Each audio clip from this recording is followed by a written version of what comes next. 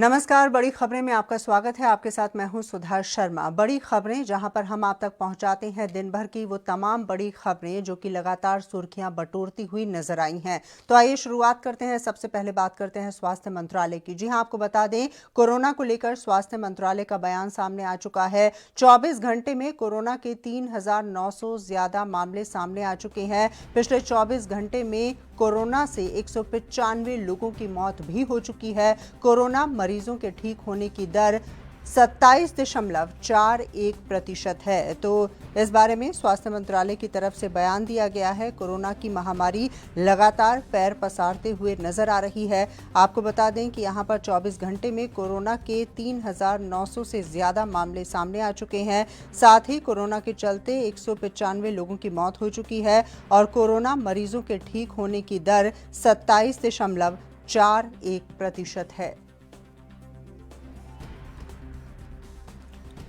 और चलिए इसी मुद्दे पर बातचीत करते हैं। फोन लाइन पर मौजूद हैं मेरे सहयोगी सुधीर सलूजा। सुधीर जी, वाकई में कोरोना काल चल रहा है और ऐसे में जिस तरह से आंकड़े नजर आ रहे हैं, डराने वाले आंकड़े हैं ये। जी सुधा जी, पिछले 24 घंटे में सबसे ज्यादा केस आए हैं। 24 घंटे में 3,900 नए केस आए हैं और 195 लोगों की मौत हुई है। इसके साथ टोटल 46,000 का आंकड़ा पार कर गए हैं। हालांकि जो रिकवरी रेट है वो 27.41% है और डबलिंग रेट भी 12 दिन है। लेकिन अभी जो हमें देखना है वो अभी तीन बड़ी बातें हैं। एक तो जिन स्थानों में लॉकडाउन में ढील दी गई है, जो गाइडलाइंस के हिसाब से, उसमें पालन नहीं हो रहा है। आज स्वास्थ्य मंत्री डॉक्टर हर्षवर्धन ने भी कहा, उन्होंने कहा कि छूट का मतलब यह नहीं कि सामाजिक दूरी को हम भूल जाएं। जिस तरीके से पिछले 24 घंटे में हमने शराब के ठेकों पर लंबी लंबी कतारें देखी और सोशल डिस्टेंसिंग की धज्जियां उड़ रही, उसे भी कंट्रोल करना होगा। दूसरा, अभी जो प्लान किया गया है प्रवासी मजदूरों को मूवमेंट, जिसमें 65 ट्रेनें अभी चली हैं, 70,000 मजदूरों को शिफ्ट किया गया है और 13 ट्रेनें अभी और व्यवस्था की गई है। इसके बाद सरकार ने एक प्लान और किया है कि 7 मई से 13 मई के बीच में सरकार जो है 14,000 से ज्यादा जो भारतीय अभी विदेशों में हैं, उनको लाने का भी प्लान कर रही है। इन सब चीजों में देखते हुए और सोशल मीडिया को, सोशल डिस्टेंसिंग का ध्यान रखना जरूरी है। और सबसे बड़ी बात यह है कि जो मास्क अनिवार्य किया गया है, 2 गज की दूरी के लिए कहा गया है और थूकना दंडनीय अपराध कहा गया है, और जो आरोग्य सेतु ऐप, इन सब चीजों का हमें ध्यान रखना होगा। लेकिन हर सुधीर नागरिक जी, परेशानी की बात तो ये है ना कि तमाम नियमों को ताक पर रखा जा रहा है। शराब के लिए हमने देखा कितनी लंबी लाइनें लग जाती हैं। प्रवासी मजदूरों को वापस लाने के लिए जिस प्रकार से ट्रेन जाती है, हालांकि काफी नियम वहां पर सख्ती से बरतने की बात कही गई, लेकिन ऐसा होता हुआ नजर नहीं आया। अभी हमने कुछ देर पहले ही अपने तमाम दर्शकों तक तस्वीरें पहुंचाई गुजरात की, जहां पर काफी बड़ी संख्या में लोग रोड के ऊपर इकट्ठा हो गए। तो ऐसे में नियमों को मान कौन रहा है? और ये जो आंकड़े आ रहे हैं ये भी बता रहे हैं कि लोग नियमों को नहीं मान रहे हैं पूरी तरह से। जी बिल्कुल, मैं आपको बताऊं, ये लॉकडाउन में छूट के साथ सरकार और नागरिकों दोनों की जिम्मेदारी पड़ जाती है, क्योंकि देश का हर नागरिक लड़ाई लड़ रहा है। लेकिन नागरिक इस चीज को समझ नहीं रहे हैं और वो उसमें सोशल डिस्टेंसिंग को जो है मेंटेन नहीं कर रहे हैं, और ये लापरवाही जो है वो घातक हो सकती है। इससे नंबर ऑफ केसेस जो है वो बढ़ सकते हैं। ये चीज नागरिकों को समझना चाहिए, क्योंकि ये जो गृह मंत्रालय ने जो गाइडलाइंस दी है, ये हमारे लिए ही दी है। हमें अगर कोरोना से बचना है तो हमें इनका पालन करना होगा। चलिए, बहुत बहुत शुक्रिया सुधीर जी हमसे बातचीत करने के लिए। और इस वक्त हमारे साथ फोन लाइन पर जुड़ गए हैं डॉक्टर आशुतोष, उनसे बातचीत करते हैं। डॉक्टर आशुतोष, हम आपसे ये समझना चाहेंगे, जिस तरह से स्वास्थ्य मंत्रालय की तरफ से बयान आया है जिसमें कहा गया है कि मरीजों के ठीक होने की दर 27.41% है, इसे थोड़ा एक्सप्लेन कर पाएंगे आप हमारे दर्शकों के लिए? देखिए, भारत में 22 तारीख से ही जन और उसके बाद जो है लॉकडाउन लागू कर देने से कोरोना का जो लाइफ साइकिल थी, उस संक्रमण की दर थी, वो विखंडित हो गई। और उसी का परिणाम ये हुआ कि जो है अपने यहाँ भारत में इतनी अधिक आबादी होने के बाद भी, इतना विस्तृत देश होने के बाद भी जो है हम लोग जो है कोरोना पर नियंत्रित रख सके हैं। और जैसा कि आप कह रहे हैं कि इसी कारण, और दूसरा ये है कि हमारी खान पान, हमारा रहन सहन, हमारी दिनचर्या की वजह से हम भारतीयों की जो है प्रतिरोधक क्षमता पहले अन्य देशों की वजह से लोगों से ज्यादा अच्छी है। इसकी वजह से भारत में ज्यादा लोग ठीक हो रहे हैं और भारत में मरीजों की मृत्यु दर भी कम है। बहुत बहुत शुक्रिया डॉक्टर आशुतोष हमसे बातचीत करने के लिए। तो एक बार फिर से अपने तमाम दर्शकों के लिए बता दें कि इस तरह से स्वास्थ्य मंत्रालय की तरफ से बयान आ चुका है। कोरोना महामारी को लेकर 24 घंटे में कोरोना के 3,900 से ज़्यादा मामले सामने आ चुके हैं और कोरोना से 195 लोगों की मौत भी हो चुकी है। हालांकि ये बात कही जा रही है कि मरीजों के ठीक होने की दर 27.41% है।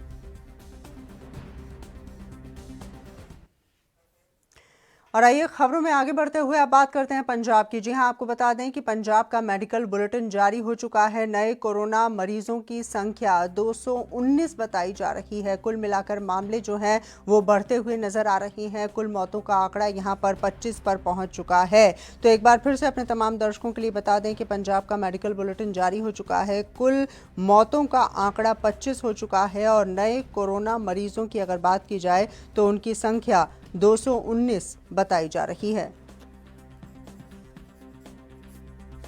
और आंकड़ा तकरीबन 1,500 के करीब पहुंचता हुआ नजर आ रहा है। और इस बीच मौतों का आंकड़ा 25 पर पहुंच चुका है और नए मरीजों की संख्या 219 बताई जा रही है।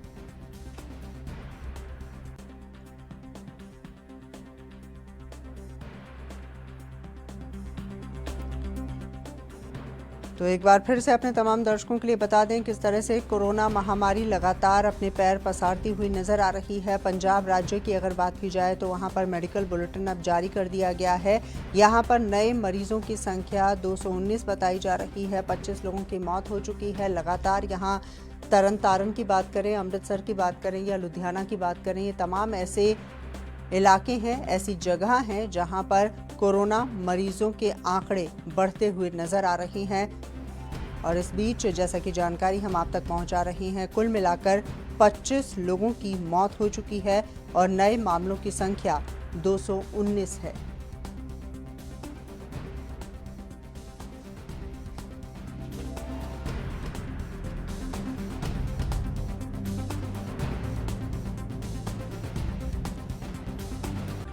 तो पंजाब सरकार की तरफ से लगातार कोशिश की जा रही है किसी भी प्रकार से कोरोना के ऊपर काबू पाया जा सके, लेकिन फिलहाल की स्थिति की अगर बात की जाए तो मरीज लगातार बढ़ते हुए नजर आ रहे हैं। और जैसा कि हमने जानकारी आप तक पहुंचाई है कि कल ये आंकड़ा 1,100 को पार कर चुका था और धीरे धीरे बढ़ते हुए ये आंकड़ा 1,500 के करीब पहुंचता हुआ नजर आ रहा है। और इस बीच 25 लोगों की कोरोना वायरस के चलते मौत भी हो चुकी है।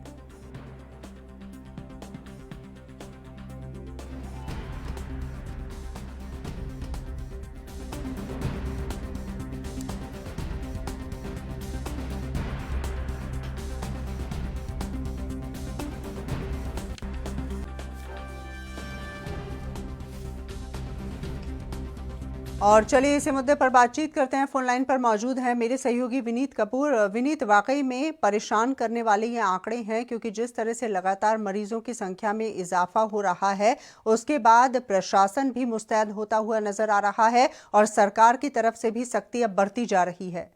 बिल्कुल, देखिए सीधे तौर पर अगर हम बात करें तो पंजाब में जिस तरह से आंकड़ों में इजाफा हो रहा है और न केवल पंजाब के अंदर बल्कि चंडीगढ़ भी इसी नजर आ रहा है, कोरोना पॉजिटिव के केसों में इजाफा हो रहा है। पंजाब की अगर बात करें तो 1400 से पार आंकड़ा जा चुका है, जिसके बाद अब सीधे तौर पर प्रशासन जो है पूरी तरह से हरकत में आता हुआ नजर आ रहा है। कई जगह पर सख्ती करने के निर्देश दे दिए गए हैं। इसके अलावा अगर बात करें तो जो रेड जोन है वहां पर जो रियायतें लोगों को दी गई थी वो रियायतें भी अब कुछ कम होती नजर आ रही हैं, ताकि सीधे तौर पर लोग जो हैं घरों में सीमित रहें और इस कोरोना की चपेट से बाहर रहें। जी हाँ, वाकई में तो लगातार कोशिश की जा रही है और काफ़ी बड़ी संख्या में यहाँ पर मरीजों का सामने आना जारी है। विनीत जी, ये भी हम आपसे समझना चाहेंगे, नांदेड़ से जिन तमाम श्रद्धालुओं को वापस लाया गया था उसको लेकर प्रशासन का भी ये मानना है कि कहीं ना कहीं चूक हुई है और जिस तरह से ये आंकड़े बढ़े हैं इनमें से काफ़ी बड़ी संख्या ऐसे लोगों की है जिन्हें महाराष्ट्र से लाया गया था। बिल्कुल, देखिए सीधे तौर पर लाजमी सी बात है कि जब वहां से लोग वापस आए तो उसके बाद लगातार आंकड़ा जो है वो बढ़ता सा नजर आया, क्योंकि जब उनके टेस्ट होने शुरू हुए तो वो टेस्ट एक के बाद एक जो है वो पॉजिटिव पाए गए और बड़ा आंकड़ा तकरीबन 700 से पार जो है वो श्री नंदेड़ साहब से जो श्रद्धालु यहाँ पर आए हैं उनका बताया जा रहा है। तो ऐसे में फिलहाल चाहे हम पंजाब सरकार की बात करें या महाराष्ट्र सरकार की बात करें, तो एक दूसरे के ऊपर आरोप प्रत्यारोप की राजनीति तो देखने को मिल रही है। लेकिन हाँ, ये जरूर है कि कहीं ना कहीं चूक जरूर हुई, जिस वजह से इतनी बड़ी संख्या में लोग जो हैं वो कोरोना पॉजिटिव होते नजर आए। अब इसमें चाहे ट्रेवल के टाइम लोग जो हैं वो कहीं ना कहीं इन्फेक्टेड होते नजर आए हों, या फिर कुछ कोरोना पॉजिटिव के संपर्क में आने से कहीं ना कहीं इन्फेक्टेड होते नजर आए हैं। तो दोनों ही रीजन इसके बताए जा सकते हैं। लेकिन फिलहाल इस मसले को लेकर कहीं ना कहीं दोनों ही सरकारों में आरोप प्रत्यारोप की राजनीति का दौर सरगर्म है। देखने वाली बात रहेगी कि कब ये लोग जो हैं ठीक ठाक होकर अपने घर पहुंचते हैं, क्योंकि लगातार पंजाब में एक और भी चीज देखने में आई है कि पंजाब के अंदर जो प्रति व्यक्ति मृत्यु दर का आंकड़ा है वो भी बढ़ता सा नजर आ रहा है। 25 लोगों की मौत हो चुकी है और लगातार कई पेशेंट ऐसे हैं जिनकी हालत क्रिटिकल भी बताई जा रही है। तो ये भी एक बड़ी परेशानी का सबब पंजाब सरकार के लिए बनता हुआ नजर आ रहा है। जी बताइए, पंजाब सरकार की तरफ से लगातार ये बात कही जा रही थी और कांग्रेस ने भी इस बात को कई बार दोहराया है कि टेस्टिंग के ऊपर ज्यादा ध्यान देने की आवश्यकता है। फिलहाल क्या स्थिति है पंजाब के अंदर कोरोना वायरस की टेस्टिंग के मामले को लेकर?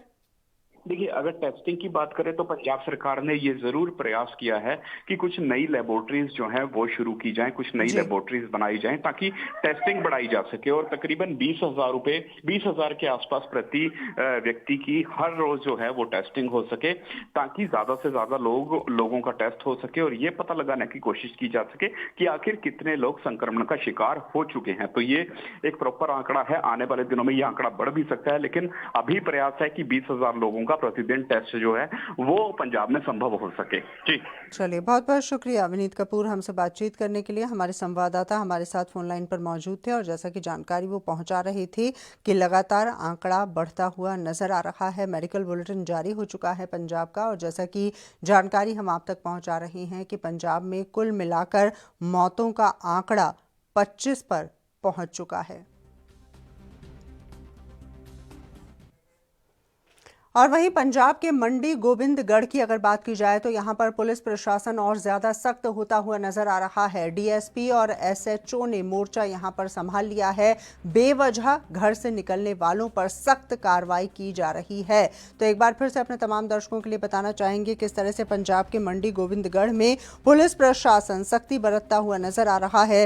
डीएसपी और एसएचओ ने यहां मोर्चा संभाल लिया है। बेवजह जो लोग घरों से बाहर निकल रहे हैं उनके ऊपर सख्त कार्रवाई की जा रही है। और जैसा कि जानकारी हम आप तक पहुंचा रहे हैं कि लगातार पंजाब के अंदर मौतों का आंकड़ा बढ़ता हुआ नजर आ रहा है। कई ऐसे हॉटस्पॉट हैं जहां पर काफी बड़ी संख्या में कोरोना के मरीज पाए जा रहे हैं और ऐसे में पंजाब के मंडी गोबिंदगढ़ में पुलिस प्रशासन सख्त हो चुका है। डीएसपी और एसएचओ ने यहां मोर्चा संभाला है और लगातार सख्त कार्रवाई की जा रही है।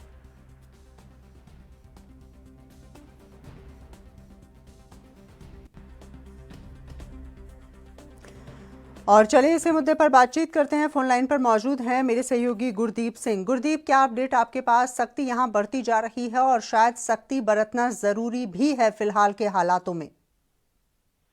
जी सुधा, मैं आपको बताना चाहूंगा जैसे कि कोरोना वायरस के जो हालात पंजाब के अब बन चुके हैं वो किसी भी डील के लायक नहीं है। हाँ, ये जरूर है जो प्रशासन की तरफ से कर्फ्यू में थोड़ी डील जरूर दी गई है जनता की जो जरूरी जो सामान जो है उसको मद्देनजर रखते हुए, लेकिन जो जनता है इसको समझ नहीं पा रही है, बेवजह अपने घरों से निकल रही है, उनके ऊपर पुलिस प्रशासन की तरफ से बिल्कुल सख्ती बरती जा रही है।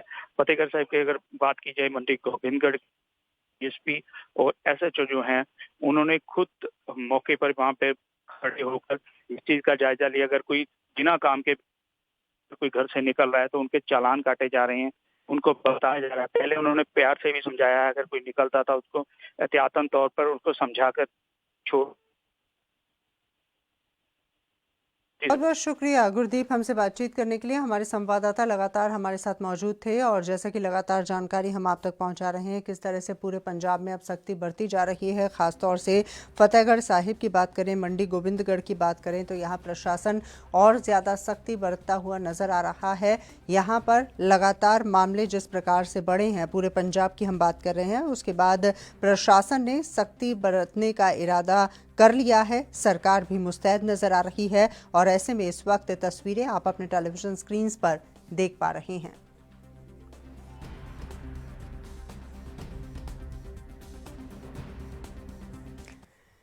और चलिए आगे बढ़ते हुए अब बात करते हैं एक और बड़ी खबर के बारे में। जी हां, भारत सरकार ने फैसला लिया है। राजधानी दिल्ली में इस बात की घोषणा कर दी गई है, विदेशों में फंसे भारतीयों की घर वापसी यहां पर होगी। सरकार ने प्लान तैयार कर लिया है। 7 मई से 13 मई तक हवाई जहाज सेवा देने जा रही है। सरकार ने तय कर दिया है किराया। तो इस बारे में जानकारी हम आप तक पहुंचा रहे हैं। विदेशों में फंसे भारतीयों की घर वापसी की अब कोशिश की जा रही है। London, Mumbai, which involves a flight of about 9 hours. The rate approximately is about 50,000 rupees or British pounds 540. Similarly, for flights from London to Ahmedabad, London to Bangalore, London to Delhi, Chicago, Delhi, Hyderabad, which is a 14 hours, 35 minutes flight. The rough cost would be about 100,000 rupees or 1 lakh. Or $1,360 or thereabouts. Same for flights from San Francisco, Newark, or other IADs from DC, Washington DC. These are roughly all journeys involving 14 and a half hours or 15 hours. Dhaka, Delhi as a 2-hour 15-minute journey. Rough cost in Indian currency 12,000 rupees or $160. Dhaka, Srinagar, 3 hours, 30 minutes, and so on. I have the rates for others. I'd be happy to answer those. तो आपने सुना क्या कुछ कहा गया है। विदेशों में फंसे भारतीयों को वापस लाने की तैयारी शुरू हो चुकी है। सरकार ने प्लान तैयार कर लिया है और सरकार ने साथ ही किराया भी तय कर दिया है। और चलिए इसी मुद्दे पर बातचीत करते हैं। फोन लाइन पर मौजूद हैं हमारे संवाददाता राजीव तिवारी। राजीव, जिस तरह से सरकार ने प्लान तैयार किया है ये सही बात है और मांग भी उठ रही थी कि विदेशों में जो भारतीय फंसे हैं उन्हें वापस लाया जाना चाहिए, लेकिन क्या इससे कोरोना का खतरा बढ़ेगा नहीं? जी बिल्कुल, बता दें जिस तरीके से भारत सरकार ने जो फैसला लिया है कि लगभग 14,800 भारतीय उनको लाने के लिए 7 मई से जो 13 मई तक का जो बीच का समय रखा गया, तो कहीं ना ये जरूर है जब जैसे ही लगभग ये मरीज जो कहते हैं जो विदेशी कह सकते हैं भारतीय जो लोग हैं जो विदेशों से आएंगे भारत के अंदर, तो कहीं ना कहीं सरकार के लिए एक दिक्कत जरूर होगी। जो इसकी तैयारी जरूर सरकार ने की गई है, जैसे कह सकते हैं कि 14 दिनों का क्वारंटाइन सेंटर के अंदर उनको रखा जाएगा। अगर कहीं ना कहीं भी चूक होती है तो कहीं ना कहीं सरकार के लिए काफी बड़ी दिक्कत होगी, क्योंकि वैसे ही पूरे देश के अंदर कोरोना महामारी फैलती चली जा रही है। तो कहीं ना कहीं अगर जो इसमें 14,000 से ज्यादा लोग भारत के अंदर आएंगे और उनमें से कोई भी चूक होती है तो कहीं ना कहीं ये जरूर है कि सरकार के लिए काफी दिक्कतें होंगी, यहाँ तक कि जनता के लिए भी दिक्कतें होंगी, क्योंकि इस तरीके से महामारी फैल जाएगी दोबारा से तो कहीं ना कहीं उसको रोकने के लिए सरकार के पास दोबारा सोचने के लिए समय नहीं मिलेगा। मगर जिस तरीके से सरकार ने फैसला किया है कि जी 14,000 से जो ज्यादा लोग हैं उनको लेके आया जाएगा, मगर किराया भी उनसे ही वसूला जाएगा। मगर बात करें जिस तरीके से किराया जरूर लिया जाएगा, किराए के साथ साथ उनको सुविधाएं भी दी जाएंगी, यहाँ तक कि जो 14 दिन का क्वारंटाइन सेंटर भी दिया जाएगा, उनको 14 दिन के लिए उनको वहां रखा जाएगा। अगर वो ठीक होते हैं तो ही उनको इंडिया के अंदर उनके घरों तक जाने की परमिशन दी जाएगी। मगर सरकार किस तरीके से सोच रही है, इसको क्या रणनीति है उनकी, वो आने वाला समय ही बता पाएगा। जी अच्छा राजीव, ये बताइए कि ऐसे कौन कौन से देश हैं जहां से फंसे हुए भारतीयों को वापस लाया जाएगा, क्योंकि लगातार ये बात कही जा रही है कि चाहे इटली की बात करें या ब्रिटेन की बात करें या अमेरिका की बात करें, वहां पर काफ़ी बड़ी संख्या में कोरोना के मरीज हैं और ऐसे में अगर 14,000 से ज़्यादा भारतीयों को वापस लाया जाता है तो उनमें भी पॉजिटिव हो सकते हैं। तो कौन कौन से ऐसे देश हैं जहां से भारतीयों को वापस लाया जाएगा सरकार के द्वारा?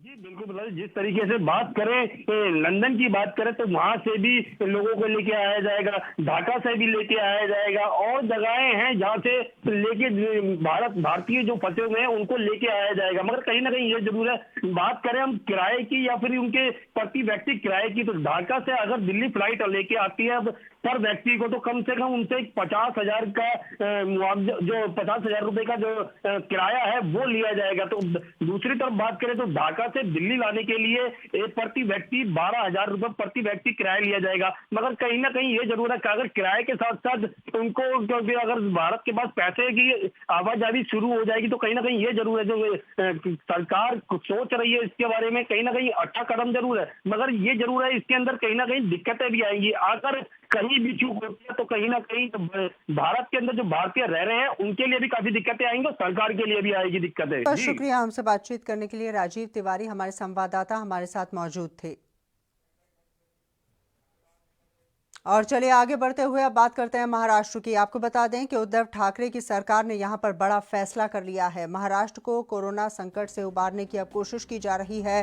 ठाकरे ने कहा है कि 31 मई तक वायरस फ्री होना चाहिए स्टेट, और साथ ही नई भर्ती और योजनाओं पर ब्रेक लगा दी गई है। तो एक बार फिर से अपने तमाम दर्शकों के लिए बताना चाहेंगे किस तरह से उद्धव ठाकरे सरकार का बड़ा फैसला आ चुका है। सरकार के द्वारा ये बात कही जा रही है कि 31 मई तक वायरस फ्री हो स्टेट, और साथ ही नई भर्ती और योजनाओं पर ब्रेक लगाई गई है।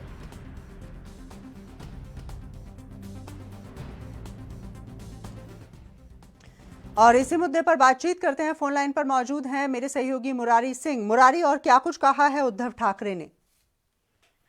देखिए, महाराष्ट्र के मुख्यमंत्री उद्धव ठाकरे ने आज 2 से 3 बातें जो कही है वो कहीं न कहीं सबकी निगाह भर इस पर टिकी हुई थी कि आखिर कैबिनेट की जो बैठक है उसके बाद क्या कुछ डिस्कस होता है और क्या कुछ रिजल्ट आ पाता है। ऐसे में उन्होंने कोविड-19 का जो टेस्ट है वो 31 मई तक फ्री ऑफ कॉस्ट कर दिया है। साथ ही उन्होंने दूसरे राज्यों में अगर आने जाने की बात करें तो उस पर उन्होंने काफी जोर देते हुए बताया कि वो हर राज्य के लोगों के साथ में हर संभव कोशिश कर रहे हैं ताकि जो मजदूर यहाँ फंसे हुए हैं उन्हें सही तरीके से सही समय पर भेजा जा सके। तो महाराष्ट्र के मुख्यमंत्री की अगर बात करें तो उस कोरोना वायरस में लगातार कोशिश कर रहे हैं। साथ ही आपको बता दें कि जो उनकी अतिरिक्त सीट थी जिस पर चुनाव लड़ना था, उन्हें एमएलसी बनना था, वो भी उन्होंने स्पष्टीकरण किया है कि कोई भी एक जगह इकट्ठा न हुए, किसी भी प्रकार की कोई भीड़ और भगदड़ न हुए। तो लगातार आज का जो उनका संबोधन था वो कहीं न कहीं ज्यादा ही कुछ सीरियस दिखाई दे रहे थे इस महामारी को लेकर। चलिए, बहुत बहुत शुक्रिया मुरारी हमसे बातचीत करने के लिए। मुरारी सिंह हमारे संवाददाता हमारे साथ मौजूद थे।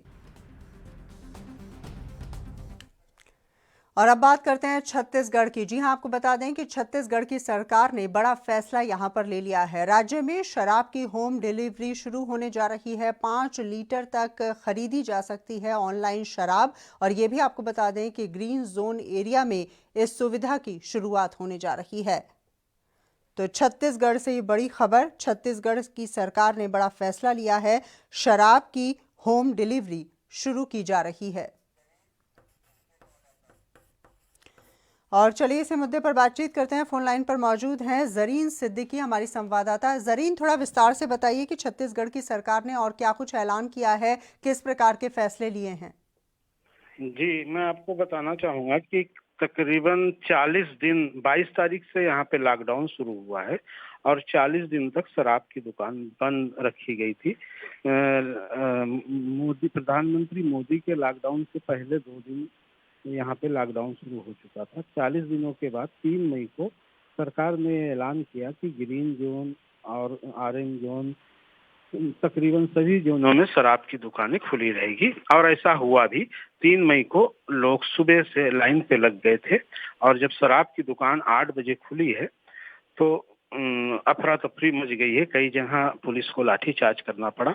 इसके बाद आनंद फानंद में बैठक हुई सरकार की और सरकार ने होम डिलीवरी के लिए सुविधा देने की बात कही और इसी के तहत एक ऐप बनाया गया है जिसको डाउनलोड करना पड़ेगा और उसके बाद 5 लीटर शराब आप खरीद सकते हैं हर दुकान से।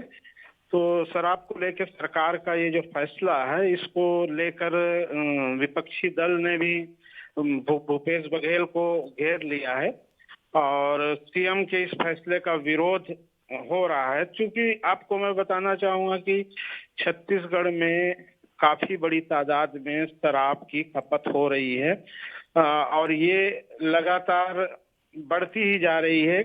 और शराब रोकने की बात को कहकर सीएम भूपेश बघेल की सरकार सत्ता में आई थी, जिसको देखते हुए छत्तीसगढ़ सरकार अभी फिलहाल विपक्ष के निशाने पर है। चलिए, बहुत बहुत शुक्रिया जरीन, हमसे बातचीत करने के लिए। हमारे संवाददाता जरीन सिद्दीकी हमारे साथ मौजूद थे और जैसा कि उन्होंने बताया है कि छत्तीसगढ़ की सरकार की तरफ से ये बड़ा फैसला लिया गया है और राज्य में शराब की होम डिलीवरी अब शुरू की जा रही है।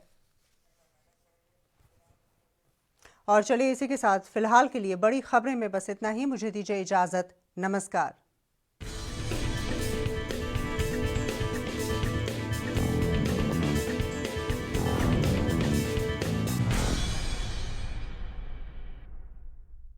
ने पूरी दुनिया को